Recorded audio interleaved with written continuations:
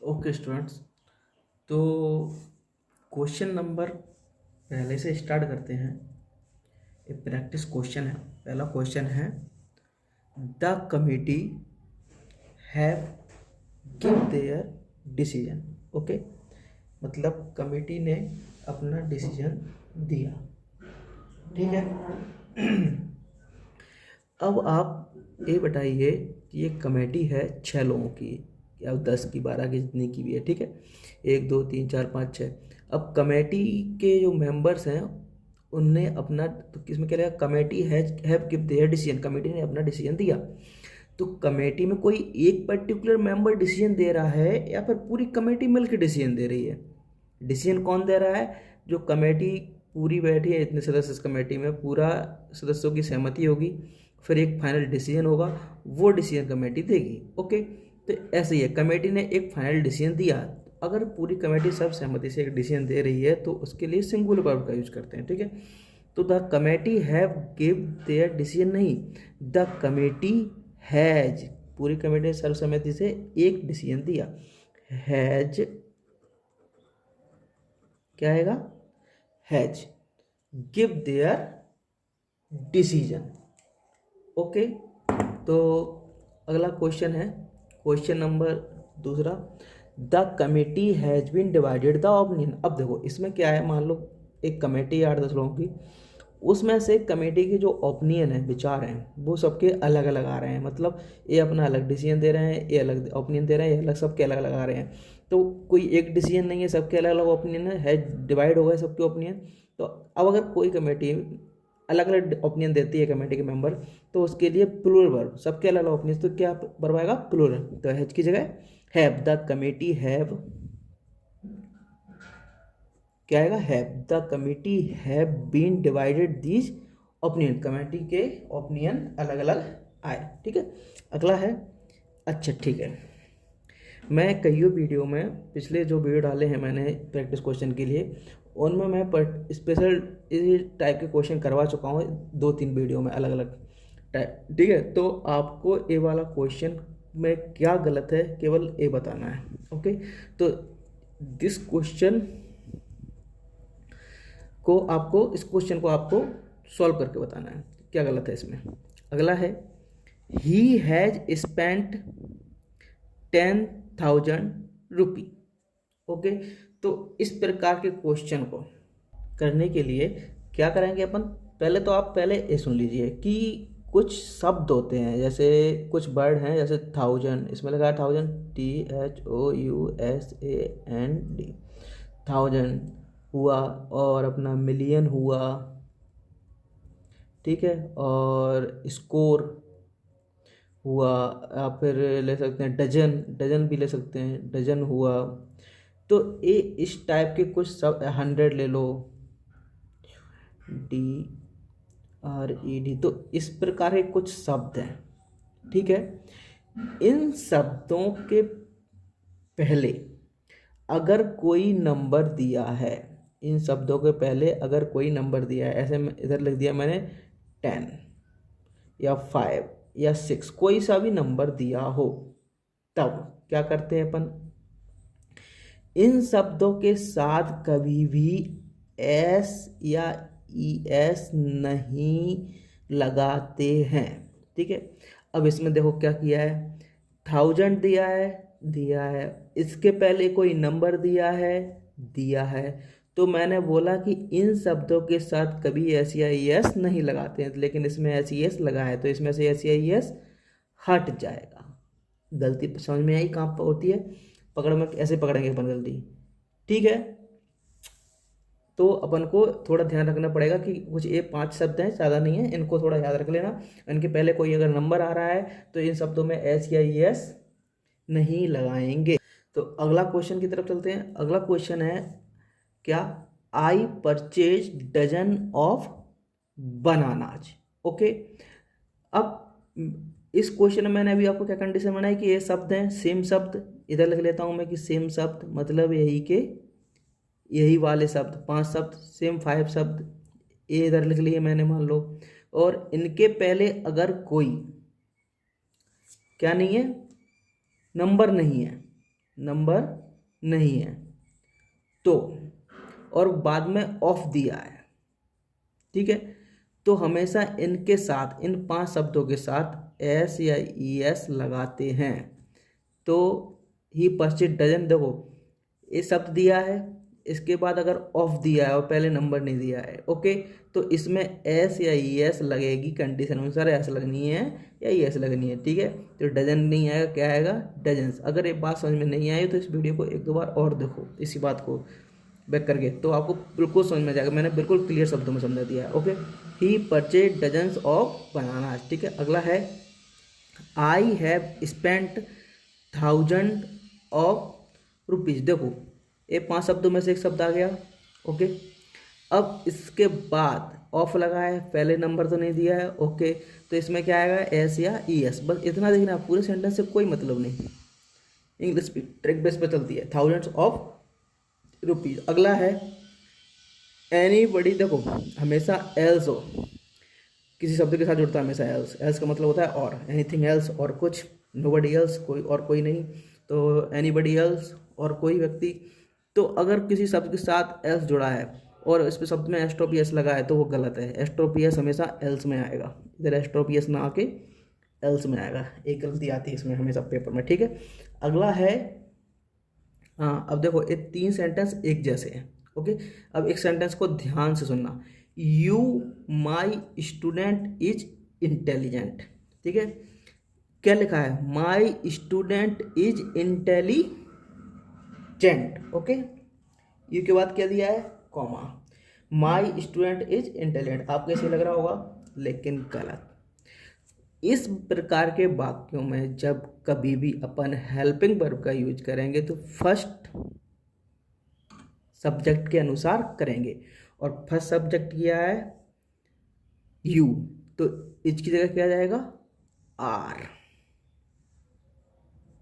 Okay, याद रखना। देखो ऊषा दिया है, my younger sister were very clever, मेरी यंगर सिस्टर्स वेरी, बहुत चतुर थी, ठीक है।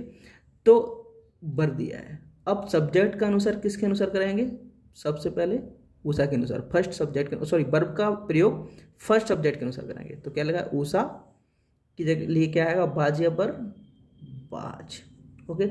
ऐसे I comma mister Thakur is not dishonest, ठीक है। अब इसमें वर्ब लगा है इज, ठीक है, लेकिन एक गलत है, आई के अनुसार वर्ब लगाएगी तो आई के अनुसार इज का क्या हो जाएगा, am. I am not dishonest, मैं बेईमान नहीं हूँ मिस्टर ठाकुर। उषा बाज वेरी क्लेवर, उषा बहुत चतुर थी, माई यंगर सिस्टर, मेरी जो यंगर सिस्टर है, ठीक है। चलिए ये 3 एक टाइप के थे क्वेश्चन, 1 2 3 4 5 6 क्वेश्चन एक टाइप के लेके आया हूँ मैं, ओके। तो फिर अगला 11वें नंबर का क्वेश्चन दिया है, the publisher as well as the writers have come. इसको ध्यान से सुनना। देखो जब 2 सब्जेक्ट एज वेल एज से जुड़े हों, एक सब्जेक्ट हो गया पब्लिशर और दूसरा सब्जेक्ट क्या हो गया, द राइटर्स, ओके। जब 2 सब्जेक्ट एज वेल एज से जुड़े हों तो हमेशा वर्ब का प्रयोग फर्स्ट सब्जेक्ट के अनुसार ही होगा। Is that clear. तो फर्स्ट सब्जेक्ट किया दिया है the publisher, the publisher singular या प्लूरल, सिंगुलर, तो सिंगुलर के लिए जो वर्ब आएगा वो हैव की जगह हैज आएगा। तो क्या आएगा, हैव की जगह हैज, ओके। अगला देखिए, the writers as well as the publisher, ठीक है, is excited to publish this book, इस बुक को पब्लिश करने के लिए एक्साइटेड राइटर और पब्लिशर दोनों। अब देखो मैंने क्या किया, जब 2 सब्जेक्ट, एक सब्जेक्ट हो गया द राइटर्स, दूसरा सब्जेक्ट हो गया द पब्लिशर, किससे जुड़े हों, एज वेल एज से, तब वर्ब का प्रयोग फर्स्ट सब्जेक्ट के अनुसार करते हैं। ओके, और फर्स्ट सब्जेक्ट दिया है the writers. The writers singular plural plural, तो राइटर्स के लिए इज या आर, आर है समझ में, ठीक है। अब देखिए एज वेल एज के अलावा भी कुछ और शब्द हैं जिनसे कोई दो सब्जेक्ट जुड़े रहते हैं, तो वर्ब का प्रयोग फर्स्ट सब्जेक्ट के अनुसार किया जाता है। अब वो सब्जेक्ट जो इम्पोर्टेंट है मैं आपको लिखा देता हूँ। ओके, इधर लिखवा रहा हूँ, थोड़ा ध्यान से देखना। तो ऐसे एक तो मैंने अभी आपको एज वेल एज बता दिया, ठीक है। दूसरा अपना विथ ले सकते हैं। तीसरा अपना टुगेदर विथ। तीसरा आ जाएगा अपना टुगेदर विथ के अलावा अलोंग विथ। अलोंग विथ होते तो बहुत सारे हैं लेकिन ये इम्पोर्टेंट हैं। इन एडिशन टू, ये भी अच्छे शब्द है, एग्जाम में कई बार आया है, एसएससी में तो हमेशा ही आता है। और इसके अलावा और बिसाइड्स, BSIDES, ठीक है। और इसके अलावा और भी बीच में कोई ध्यान आता है तो मैं आपको बताता हूँ, मुझे तो इतना ही याद है।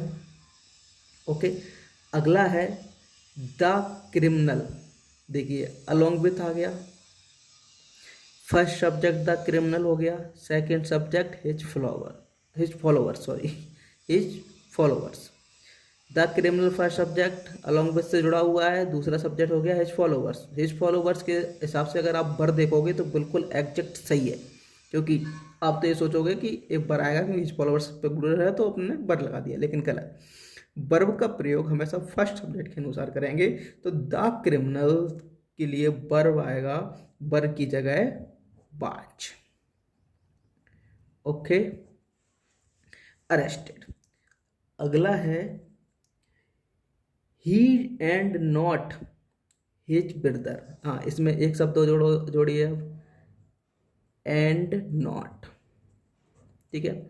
देखिए एंड नॉट है, ओके, ही है, ही एंड नॉट हिज ब्रदर्स। देख लिए ब्रदर्स है तो आर सही दिख रहा होगा, लेकिन गलत। जब एंड नॉट से दो सब्जेक्ट जुड़े रहते हैं तो वर्ब का प्रयोग फर्स्ट सब्जेक्ट के अनुसार ही करते हैं, और फर्स्ट सब्जेक्ट दिया है ही के लिए आर नहीं आएगा, क्या आएगा, इज। ओके, अगला है द प्रिंसिपल। ध्यान सुनना, विथ, देखिए मैंने बताया था विथ के लिए भी करते हैं, the principal with. With with के आगे और पीछे दोनों तरफ के आप सब्जेक्ट देखिए। विथ के आगे द प्रिंसिपल सिंगुलर, विथ के बाद ऑल द टीचर्स प्लुरल। तो वर्ब का प्रयोग विथ से जुड़े हैं दो सब्जेक्ट तो फर्स्ट सब्जेक्ट के अनुसार, और फर्स्ट सब्जेक्ट के दिया है द प्रिंसिपल, तो प्रिंसिपल के लिए वर्ब क्या आएगा, आर या is, is. Okay, is that clear. अगला है, अब देखिए ये नियम अलग था, अब ये अगले वाले आ गए, इनको विशेष रूप से ध्यान से सुनिए। 1 2 3 4 दिए हैं, देखिए कुछ मैंने इनमें सब में क्या बताया है, इन शब्दों से जुड़े रहते हैं तो वर्ब का प्रयोग फर्स्ट सब्जेक्ट के अनुसार है, याद रखना। अब कुछ शब्द हैं जैसे कैसे, कौन कौन से, आइदर और, आइदर और, neither, nor, not only but also, जब, जब दो सब्जेक्ट इन शब्दों से जुड़े रहते हैं, आइदर और, neither, nor, not only but also, तो वर्ब का प्रयोग सेकंड सब्जेक्ट के अनुसार करते हैं। ओके, देखिए पहला नाइदर ही दिया है first subject, neither he nor I दिया है सेकंड सब्जेक्ट, तो वर्ब का प्रयोग मैंने बताया सेकंड सब्जेक्ट के अनुसार करेंगे, नाइदर नॉर आइदर और वाली कंडीशन में, ठीक है। तो नाइदर नॉर में सेकंड सब्जेक्ट क्या दिया है, आई, तो आई के साथ क्या आएगा, बाज या बर, नाइदर ही नॉर आई बाज गलटी। ओके, तो आई के साथ क्या आएगा, बाज, जो कि बिल्कुल सही है। ओके, अगर इधर बर होता, आई के साथ सिंगुलर का यूज करेंगे, आई माने में सिंगुलर, तो एक गलत हो जाता, ये बिल्कुल सही है। अगला देखिए, either the father or his sons. देखिए, either the father first subject singular, either or, his son second subject, sons singular plural plural. तो नाइदर नॉर वाली कंडीशन में वर्ब का प्रयोग फर्स्ट सब्जेक्ट के अनुसार करेंगे, फर्स्ट सब्जेक्ट के अनुसार करेंगे, या सब्जेक्ट सेकंड सब्जेक्ट के अनुसार, सेकंड के अनुसार। सेकंड किया है his sons, his sons singular plural plural, was की जगह वर। Okay, were. अगला है, not only Mohan, Mohan first subject हो गया, but also his brothers, brothers second subject हो गया। मोहन फर्स्ट सब्जेक्ट हो गया, ब्रदर्स सेकंड सब्जेक्ट हो गया। और वर्ब का use not only but also या इधर और नाइदर नॉर वाली कंडीशन में सेकंड सब्जेक्ट के अनुसार करते हैं। सेकंड सब्जेक्ट प्लूरल है और प्लूरल के साथ वर्ब आएगी प्लूरल, बाज की जगह आएगा वर। ओके, अगला, not only D K, not only D K हो गया first subject, but Deep Suman, Deep Suman हो गया second subject, first subject not only but also Deep Suman, are की जगह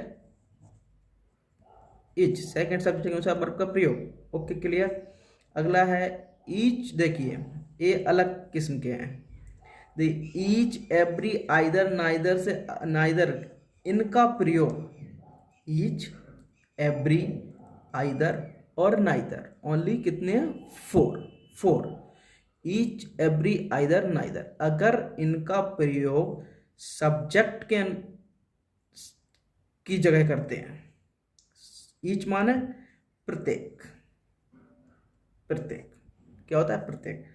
अब देखिए हिंदी भाषा में प्रत्येक का संधि विच्छेद कर लो, प्रति धन एक, एक मतलब एक, और एक का यूज इंग्लिश में क्या करते हैं, सिंगुलर या प्लूरल के लिए, सिंगुलर के लिए, ठीक है।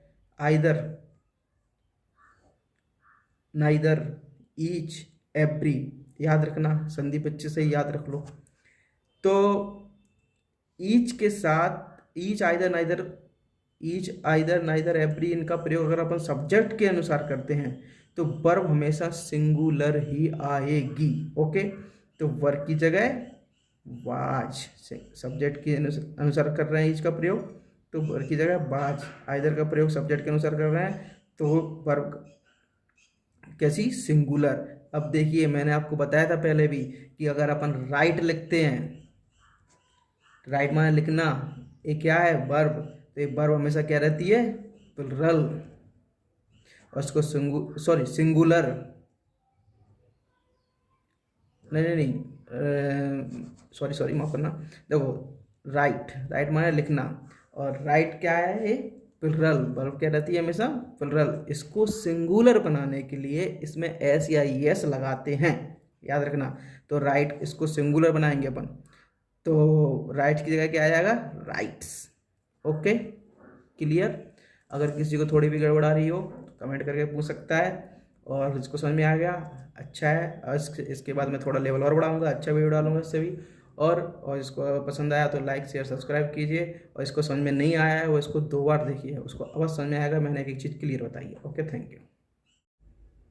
हेलो स्टूडेंट्स, इस वीडियो में ये जो क्वेश्चन थे ये नाउन और वर्ब के रिगार्डिंग से संबंधित थे। अगर आपको मेरा ये वीडियो अच्छा लगा हो तो इसको लाइक शेयर और सब्सक्राइब कीजिएगा, और मुझे कमेंट कीजिएगा इस टाइप के मैं और क्वेश्चन लाऊं आपके लिए। Thank you.